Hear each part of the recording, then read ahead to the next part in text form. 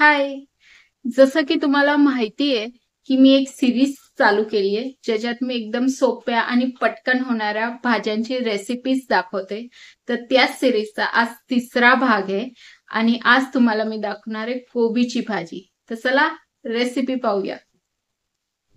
पटकन आणि सोपी होणारी कोबीच्या भाजीसाठी आधी मी कढईमध्ये तेल घेतले. तेल गरम झाल्यानंतर त्याच्यामध्ये मोहरी टाकते.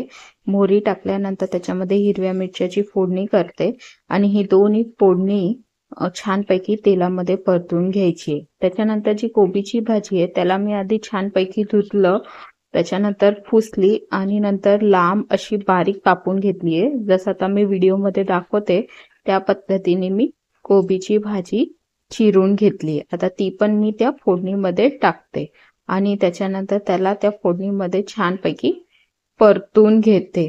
कोबीच्या भाजीला थोडंसं त्याचं पाणी असतं, म्हणजे परतताना ती भाजी जराशी अशी आळते. आता आपण त्याच्यात सुके मसाले टाकूया. तर आधी हळद टाकतोय, त्याच्यानंतर लाल मिरची पावडर टाकलीये, धने जिरे पावडर टाकलं आणि मीठ टाकलंय. कोबी थोडीशी चवीला खारट असते, म्हणजे मीठ जरा मापाने टाकावं. आणि त्याच्यानंतर ह्या मसाल्यात मी कोबी परतून घेतलीये आणि तेलात परत एकदा मसाल्यासोबत कोबी परतली की आता आपण त्याला झाकून शिजायला ठेवूया. जसं मी तुम्हाला आधी पण सांगितलं की कोबीच्या भाजीला थोडंसं त्याचं पाणी असतं, म्हणजे वरती जेव्हा आपण पाणी ठेवतो ते जरासं कमीच ठेवावं आणि झाकण ठेवून वाफेवर शिजवून घ्यावी. आता हे मी शिजायला ठेवली आहे आणि थोड्या वेळाने परत 5-10 मिनिटं झाल्यावर मी एकदा उघडून त्याला हलवून घेतली आहे आणि परत मी त्याला थोड्या वेळ शिजायला ठेवली. परत 5-7 मिनिटांनी घेऊन परत आता त्याला परतून घेते आहे आणि परत झाकण ठेवून वाफेवर शिजायला देते. कोबीची भाजी तोपर्यंत असं कोबीची जी पानं असतात ती ट्रान्सपरंट होत नाही तोपर्यंत छानपैकी शिजवून घ्यायची आहे.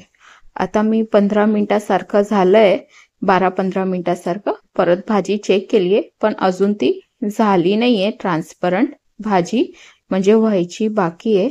तर आता मी झाकून ठेवते आणि आता परत उघडली मी ही भाजी आणि तुम्ही पाहू शकतात की कोबीची भाजी बऱ्याचपैकी ट्रान्सपरंट झाली आहे, म्हणजे भाजी झाली आहे आणि त्याला तेल पण सुटलंय. तर आता मी टिफिनमध्ये भरून घेतली आहे आणि आता मी त्याला गार्निश करणार आहे कोथिंबिरीने.